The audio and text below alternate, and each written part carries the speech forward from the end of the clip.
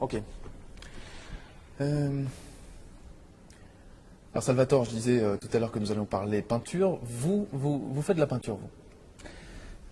En toute modestie, c'est vrai que j'ai osé exprimer quelques petits délires sur des toiles. Mais vous savez, déjà, j'ai dû me faire violence pour oser peindre sur toile. Pourquoi? Parce qu'au début, c'était sur papier, ensuite sur carton, et puis par respect pour les grands peintres qu'ont pu être les Van Gogh et tout ça, qui n'avaient même pas de quoi se payer une toile. Donc je dis, tiens, qu'est-ce qui me permet, au nom de quoi, ce que je vais faire est digne d'être sur une toile? Mais c'est pas de la fausse modestie, c'est vraiment une pudeur que j'avais par rapport à la toile. Bon, maintenant j'ai surmonté cette retenue. Ça ne veut pas dire que je peins mieux, mais j'ose. Quelle est votre peinture? C'est l'art moderne? Oui, disons que au départ, quand je m'y suis intéressé, c'était assez figuratif, puis impressionniste. Et petit à petit, et notamment grâce à Matisse, qui est mon peintre préféré, j'ai fait une approche de l'art plus abstrait. Par exemple, Matisse a peint à 11 ans d'intervalle la même toile, c'est-à-dire le même sujet qui s'appelait La Desserte rouge. La première fois, elle était complètement académique.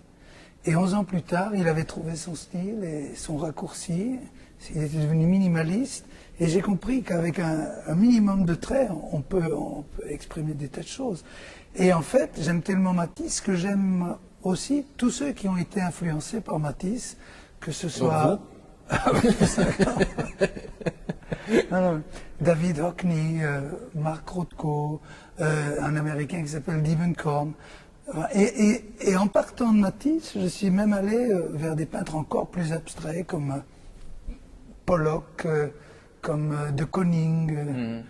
Voilà, donc j'ai besoin de ces fenêtres ouvertes sur des mondes imaginaires, sans doute utopiques, mais où la couleur est belle, dans laquelle on peut planer, où on peut remettre des choses en place, on peut dénoncer aussi. Vous savez que le propos de la peinture a tellement changé depuis longtemps, puisqu'au départ, il était question de reproduire exactement la réalité. Et il y a des grands maîtres qui ont fait des choses époustouflantes, que ce soit les Canaletto, Da Vinci, Ingres, Delacroix. Mais après, disons que le message est devenu... Et l'émotion est devenue peut-être plus importante que le sujet lui-même. Ici, on est au Palais des Beaux-Arts de Lille. Oui. Et je suis heureux parce qu'il y avait de très belles choses. Vous avez le temps d'aller dans les musées quand vous êtes en concert, parfois dans certaines villes? J'essaye. Du moins, je me renseigne. Je dis, est-ce qu'il y a un musée à voir? Et puis, selon la longueur de la répétition et les horaires, j'essaye d'y faire un saut. Oui. Mais j'aime beaucoup ça.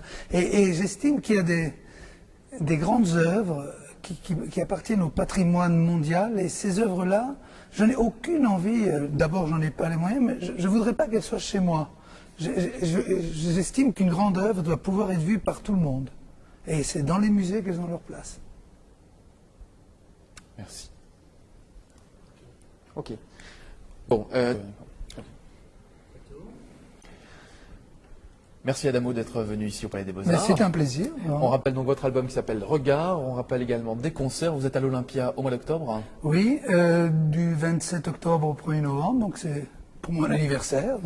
C'est le plus beau cadeau qu'on puisse me faire, me permettre de chanter ce jour-là. Et ensuite, j'aurai le bonheur, et je le dis sincèrement, de revenir dans le Nord et à Lille. Je crois que c'est pour la réouverture du Sébastopol. Le 5 décembre d'ailleurs. Et bon, je ne veux pas non plus frotter la manche des gens du Nord, mais c'est une région qui ressemble tellement à celle dans laquelle moi j'ai vécu le Borinage, parce qu'on a un peu la même culture. Moi j'ai vécu dans une région minière, donc vous savez de quoi je parle. D'ailleurs dans l'album j'ai fait une allusion à mon enfance, dans ce paysage minier qui est dans les Heures Bleues. C'est un peu un hommage à mes parents que je remercie de m'avoir protégé de la grisaille, d'avoir caché la grisaille de leur réalité pour que moi j'aie une enfance heureuse. Merci en tout cas.